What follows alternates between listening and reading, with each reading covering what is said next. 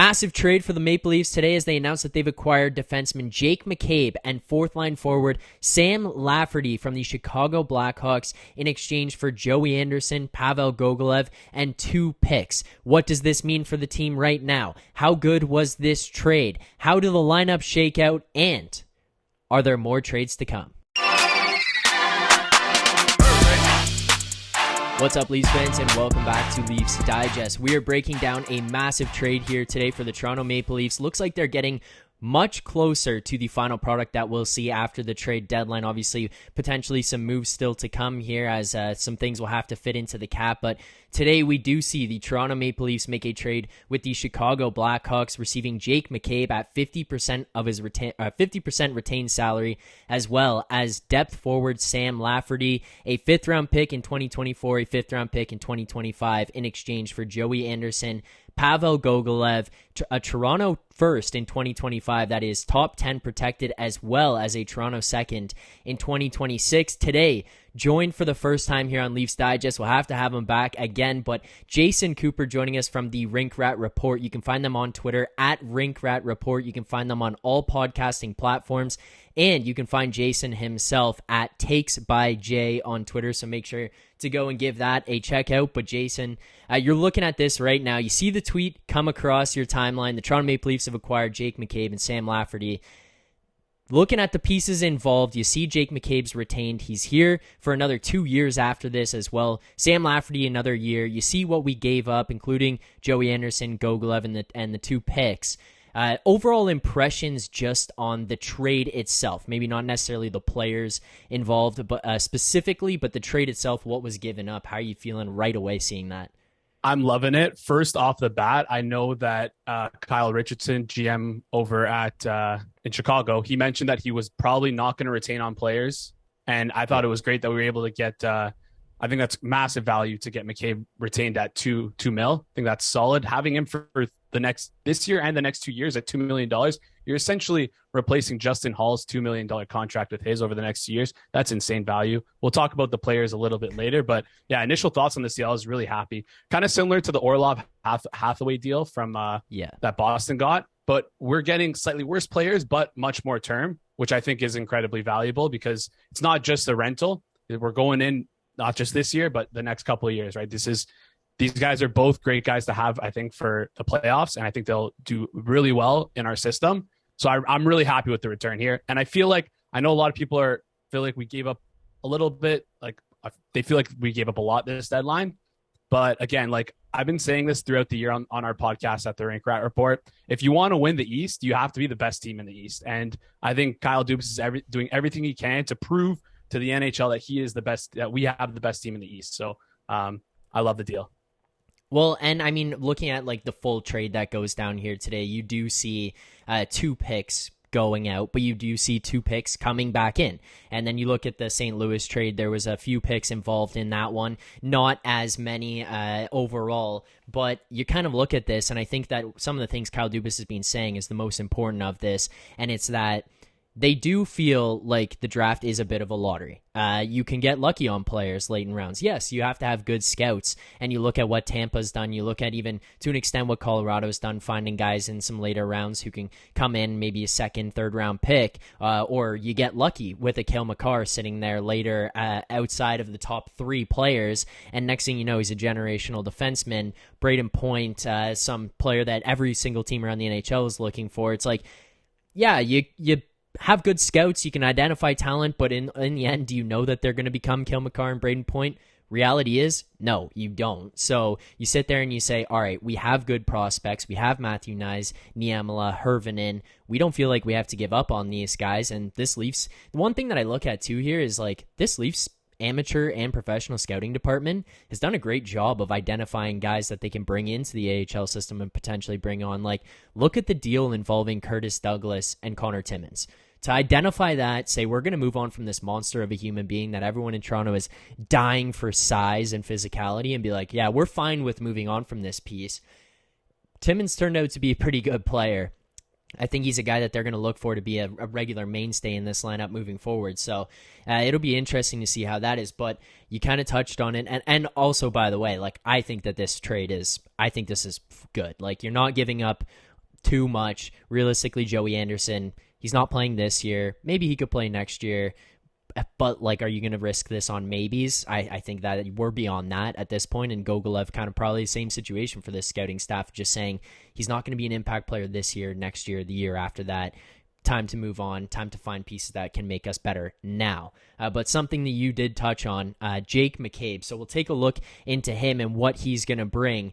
Jake McCabe so far this season has played in 55 games. He's got 2 goals, 18 assists, 20 points. He's a +7 on the year, which when you look at the fact that he's playing on the Chicago Blackhawks and this guy's out there +7 playing in the minutes that he is, it's pretty miraculous. What do you make of the acquisition of Jake McCabe? How is he going to impact this team jumping in here? And I mean, it'll be something we continue to touch on throughout this breakdown, but like, immediate thoughts on where he fits in and how he fits into this team and his role that he'll play. Well, the one thing I like to think about whenever the Leafs acquire a defenseman is, does he fit with our system, right? The Leafs like to play a certain style and system. And I think Jake McCabe is kind of that perfect player that would fit in really well with our system. I think he's the type of player we've kind of been missing since Jake Muzzin's been hurt. He has good physicality with him. Mind you, he's not overly physical.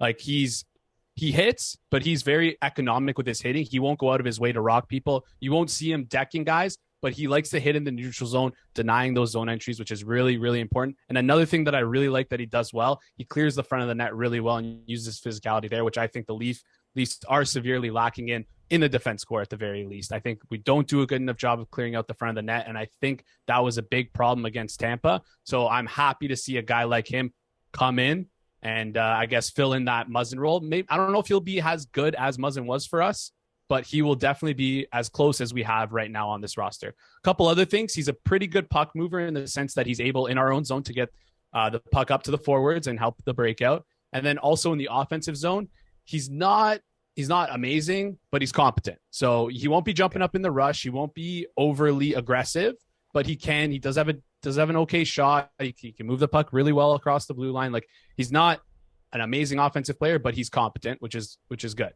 And then the final point I have on him is that he can play both sides. He played both sides this year. Most of the time he's been playing with Seth Jones on the left side, but the past couple of years he has been able to play both sides. So with our glutton of defensemen, we have so many good NHL caliber defensemen. I really don't know where he's going to slot in, but I know for sure that he will be a big addition to this team. That's what I know for sure. He's definitely going to play in the playoffs, whether it be left side or right side. We'll get into that maybe a little later, but I think it's a solid addition. And it's honestly tough to see where he's going to play.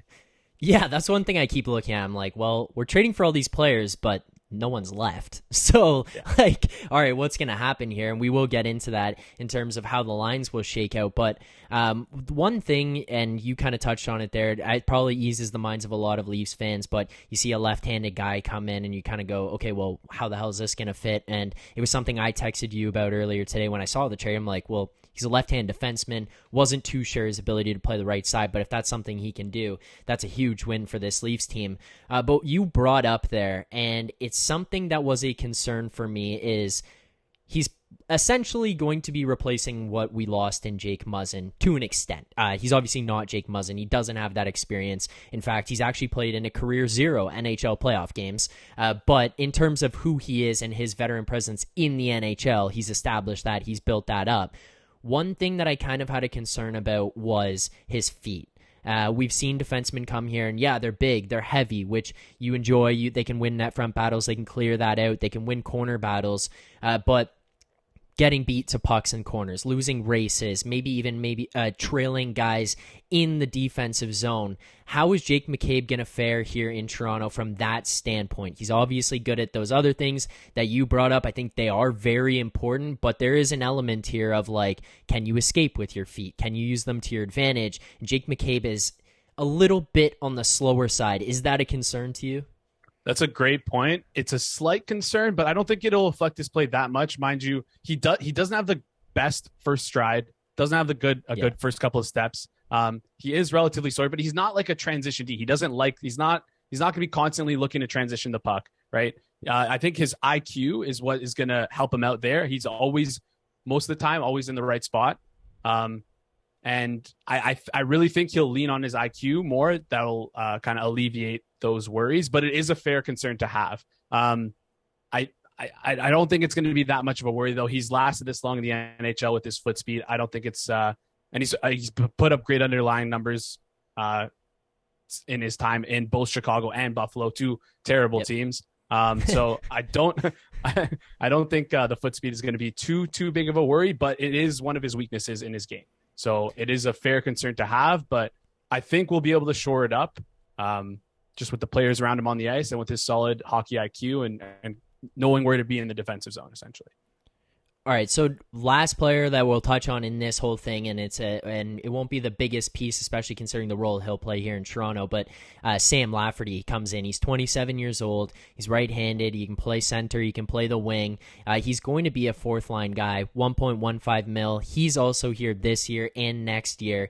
6'1", almost 200 pounds. Like, he's a bigger guy. He's fast. He's played 51 games, played in Chicago this year, 10 goals, 11 assists, 21 points.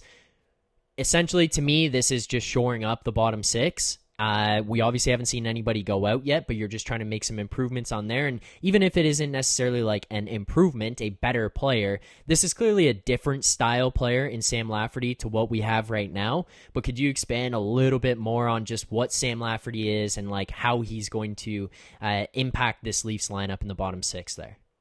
Yeah, the first thing I noticed from Sam Lafferty from watching his game is that he is really fast. He's very, very, very quick, which is always nice to have. But he's not like one of those fast guys who's like more finesse. He's very gritty and very physical. He loves to get dirty. He's a great puck retriever. That's his role. His hockey IQ is not there. Like it's really not there. He's not kind of loses himself in the offensive zone at times. But if we can stick him as like just a pure puck retriever, I think he'll really excel in that role.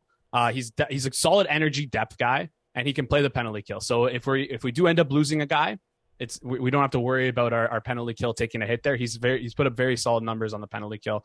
So he scored a lot of goals this year, but he kind of had a hot stick, riding a really hot shooting percentage. But I think he's a solid depth at, and I think he's more like a Chari than what we have on our team right now, which again, like going against Tampa, we saw that third line didn't really work that well against Tampa's against Tampa's third line. And this is the type of player in Sam Lafferty that might be able to work better than a Ilya Mikheyev or a Pierre Engvall. So.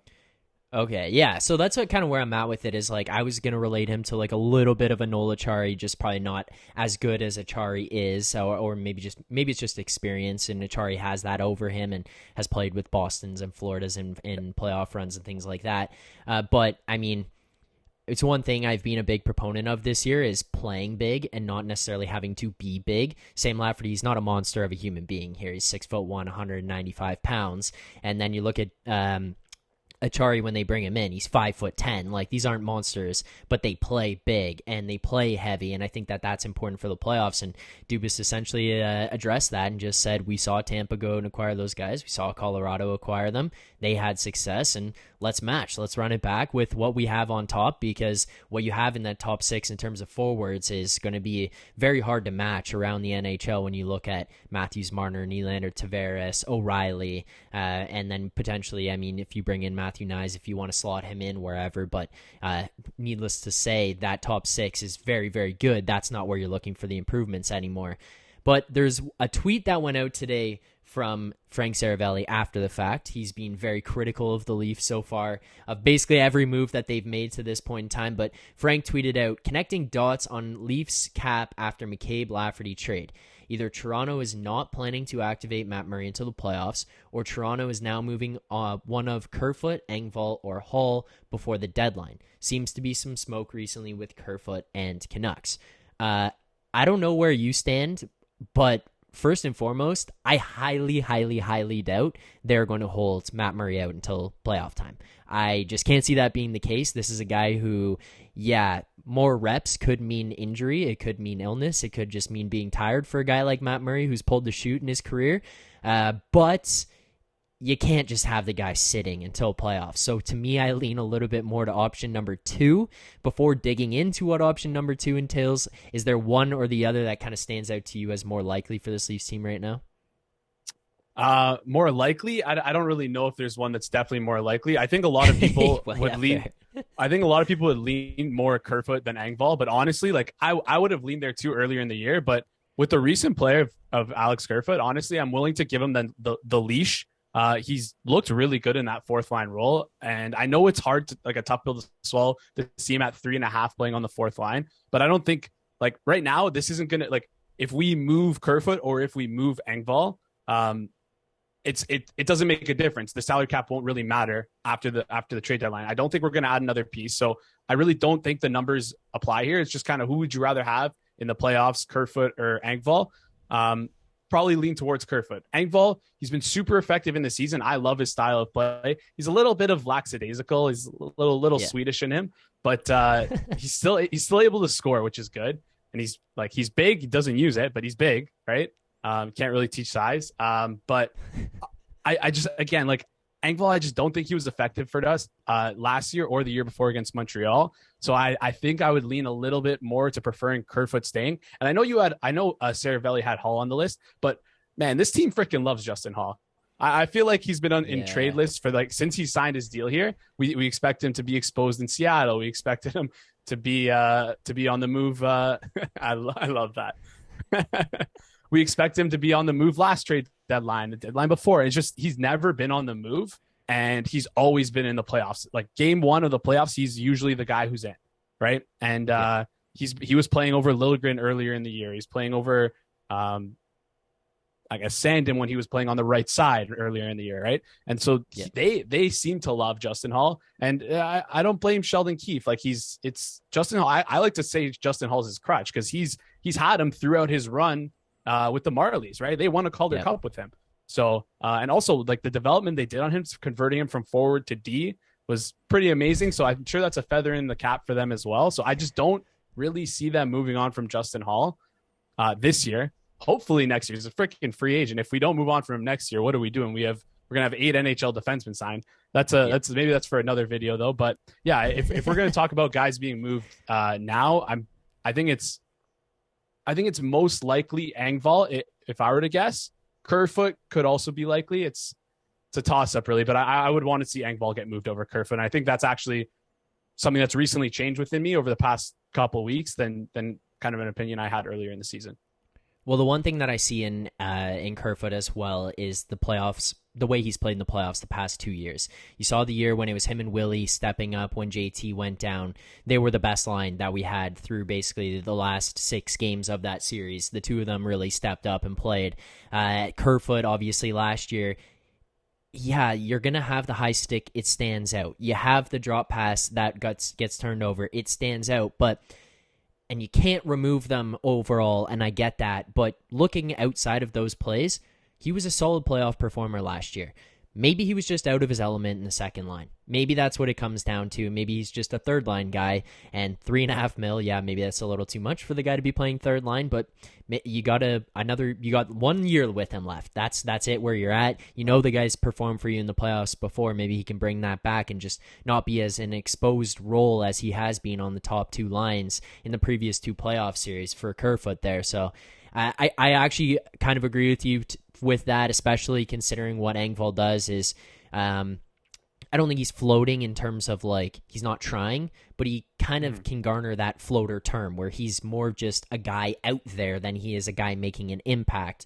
But you did touch on 8 defensemen potentially looking at for next year. We're talking about how we haven't traded any forwards. We've now gone out and added another forward and another defenseman. How does this lineup shake up ahead of the playoffs this year? Like, your ideal lineup if you're running into the playoffs, and let's go back and forth on this. Let's just figure it out.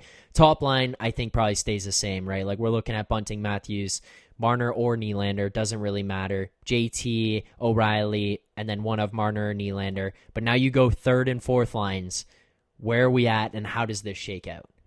Okay, so it's funny that you say that because I could easily see O'Reilly being our 3C going into this playoff run. That's the thing. It's the forwards are so tough. But I've really liked O'Reilly and Tavares together. They've looked really good. So let's operate under that assumption. I think locked in on center right now, Achari and Kampf. I think those guys are locked in for sure. I think it all depends on how you want to utilize the rest of those spots. It's tough. Like I haven't really. Well, so to me, Yarncroke is in. He's sure. here. He's staying. That's it. He's in. I'd probably put him on third line. You go there. You're comfortable with him. This is obviously assuming O'Reilly stays on that second line, but lock in Yarncroke on the third line. Now your option, you're probably looking at one of Kerfoot or Engvall on that third line to be the other guy. Slide down to the fourth line. You're looking at Achari, Lafferty, Aston Reese, and then one of Engvall or Kerfoot. You're probably going to end up, I would agree with you, there in terms of it's going to be Achari as the center. I think Camp stays on the third line. And then now to me, it's just, where do you go with this? Is Aston Reese a guy coming out of this lineup? He's looked good alongside Achari to me. Lafferty is a fourth-line guy. I think that they acquired him with the intention of him playing. So kind of where does the other guys go? Like, that's where I'm at. But I slot Lafferty in there on the fourth-line side. Achari, and it's more just a debate of who's going to be that final piece in there. Yeah, it's funny to see, too, because, like, I really think they like Engvall and Camp together. But it might be better if Lafferty's playing on that third line. This may be incredibly galaxy brain, but Noel Acciari is a right-handed centerman. Okay. And Kerfoot's on his line, left-handed forward who can take faceoffs. Okay. So you have the right and left side on that line. You could also create the same thing. Sam Lafferty does have faceoff experience. I'd have to look into, I don't have the exact numbers on how good he is, but he's a right-handed shot as well. So you could pair Camp with another right-handed, with a right-handed centerman. And then you kind of have that left and right side. And I think one of the biggest strengths of this Leafs team that no one ever talks about is how good we are at faceoffs. It's a very, very small thing, but getting possession off of about 60% of the whistles is like really massive and can really benefit your game. So I think just having that little extra edge might be beneficial, but it's so tough. I think the guy who gets bumped right now is Zach Aston Reese. But man, like Pierre Engvall, I don't think we've ever seen him have as much, have as many guys nipping at his heels as we do right now. So maybe he could be the guy who scratched against Edmonton this Wednesday. So who knows? It really is a toss up. I think you're right though. Cal Yarncrook locked in, David Camp locked in, Noel Acciari locked in, and then we just got to see where the rest of the pieces fall. Yeah, it's musical chairs around them to figure out who's going to get the last seat. And one thing I do think is good, it's one thing I've talked about on here a lot, but it's the parity of the Leafs. And if you have guys who are competing for spots, to me, you played as well. Like, you grow up in a spot where you have competition. If you're not playing well and the other guy takes your seat, then you probably weren't deserving of that seat anyways. And whether it be from a competition aspect or whether it's just from a production point where, hey, you're not producing like the other guy is, he's going to take your spot, then all is fair in love and war. Like, that's what it is. And you move on and you either battle back or you're out the door, and see you later, Pierre Engvall. So it'll be interesting to see how they shape that out. But final thing, it's going to be the most controversial one. Defense. Where are we at with the defense? We have so many defensemen now. You look at Riley, Brody, Gio. They're not coming out of this lineup. I find it very hard to imagine Liljegren would come out. He's taken huge steps this year. He's been very good. Sandin has been a little bit of a question mark over the last probably month and a half, maybe 2 months now at this point. But he's got a lot of promise, and when he plays well, man, is he really good. Now, the guy we would all like to come out of here is number 3, as he's referred to on the Leafs Digest channel at this point. But as you said, they love Justin Holl in this lineup. So if you're going to make a prediction of what happens, how does this decor shake out? What is it that you're looking at? So prediction, more so of what I think they're going to do, less so of what I would want them to do. I think if we're talking about game 1 against the Lightning, I think it's going to be Sandin taking a seat, unfortunately. Really depends on what side McCabe is going to play on. I think that's the most important thing. It's so tough with these guys because I think they're all NHL defensemen, and I really like McCabe's style of play. I think the biggest thing we're going to see out the gate, we're probably going to see Riley and McCabe pair together just because of the simple fact that Brody has been he's been significantly better in underlying numbers without Riley than with Riley. Yep. So if I would prefer them to find Riley another partner than Brody for game 1. And then just by doing that and process of elimination, you would have either a Brody Liljegren pair which I think could be a pretty good shutdown pair against a Tampa, and then you're left with kind of Giordano, who's going to be bumping Sandin. I don't think Giordano's going to get scratched at all. I think he's been a really good steadying presence for us this year, especially considering all the injuries he's had. Who would have thought he's the guy who's played the most games for us? Yeah, I know. The 40-year-old. But hey, you know what? Crazier things have happened. So, I mean, I really don't see Sandin's path to the lineup. Mind you, Sandin has been excellent in the limited minutes that he's played. He's one of the best defensemen in expected goals for and expected goals against, but he does play against a lot worse competition. So yes. Temper expectations. We haven't really seen him in the top 4 role, but when he's in that bottom 6, like bottom 3, third pairing role, he's been really, really good. But could that be something that might be a little different in the playoffs, where kind of what we're seeing with Engvall, where he looks really good in the season, but once you're facing up against top competition, you probably can't replicate that. So I love the play of Sandin. I think he's a underratedly physical player. Yeah. Only problem I have with him against matching up against Tampa is that when he's under pressure and when he faces like aggressive forechecks, he kind of doesn't handle it as well as Hall has handled it. So just off of that, I think I'd give Justin Hall the nod in the first game of the playoffs. So prediction for me is the same in terms of what the lineup will be based on what I think this Leafs team will do. What I want to see would be, I agree with you in terms of what we would probably see with McCabe jumping up with Riley. I don't think that that's out of the realm of possibility. I would probably put Brody in there. In my personal lineup, I would have Brody in there. And one of the reasons why would just be his ability to save Riley with legs. Like he's a good skater. He's fast. He's able to get back. He's also played with Riley for a little bit now. He's used to kind of the nonsense Riley might be throw at him or some of the crazy positions he might put him in. So that would kind of be my 1-2. I would look to Gio Liljegren and then Sandy and McCabe, assuming McCabe can play the right side. And then that would be how my 6 form out. And then 7 would be Hall in there. But again, don't think that they're going to take out Hall. So that's where I'm at. But if you had to make your own personal lineup of the D, what would that be? Personally, I'd reunite the Norris pairing of Gio Brody and have that kind of be our anchor, right? And then I'd roll with, like I said, Riley McCabe, and I would do Sandin Liljegren in a third pairing role. Just because if you take a look at the past couple of years, the teams that won the cup, they don't really use their 5th and 6th defensemen all that much. So I think in this scenario, you'd be able to really, really lean heavy on those first 2 pairs, and then kind of let those kids flourish when the opportunity presents themselves. They've been doing it a couple times throughout the year when both Sandin and Liljegren are in the lineup. They like to throw them out for offensive zone draws with Matthews, Marner, and Nylander.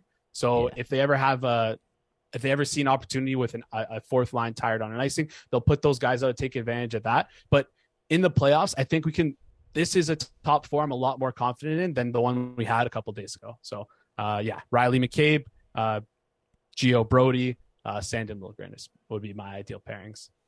I like that too because it loads up the top, as you were saying. Like you don't use the 5-6 as much in the playoffs, so put the pressure on 1-2, and then your 3-4 is not just serviceable. Like they're above that. Liljegren's a very good player. Sandy, when he's on his game, is a very good player, and they play well together. Like they just match up well together. So you end up in a pretty good spot there where you can kind of limit their minutes, limit their exposure, end up in a situation like that. So I like that pair, that 6 D core as well. That sounds pretty good to me. I'd be happy with that. But again, I think we're both on the same page. Yeah, probably not going to happen. We're going to see number 3 in this lineup. So there's going to be Leafs fans everywhere just bashing their heads against walls over that one. But it is what it is, I guess.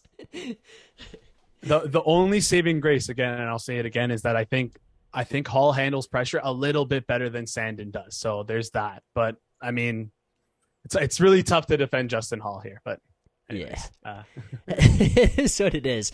Leafs fans, if you guys enjoyed the breakdown, please make sure to subscribe to this channel. You can also like this stream. Helps us a lot. We're trying to get to 5,000 subscribers by the playoff time, so every subscriber counts. Hit that subscribe button. Let me know in the comments below your thoughts on this trade, what you think about our projected lineups based on what we think the Leafs might do, and our own personal projected lineups, how we'd like to see things shake out. What do you guys want to see? What are your thoughts on our lineups? Let us know in the comments below. We'll be happy to see them. Might be able to go through them on some of the upcoming live streams. But again, Jason, thank you for joining me here today. Greatly appreciate it. If you want to find his podcast, you can find it as Rink Rat Report. You can find them on Twitter at Rink Rat Report and on all podcasting platforms. And for Jason himself, you can find him on Twitter at Takes by Jay. Jason, thank you very much for joining me here today. Leafs fans, hopefully you enjoyed the video. Hopefully you enjoyed the content. More to come as we approach trade deadline for sure. Some guys likely still on their way out the door. Maybe there's more pieces to come from Kyle Dubas. Never know, but it'll all be broken down here on this channel. So guys, thank you so much for tuning in here today. Keep believing.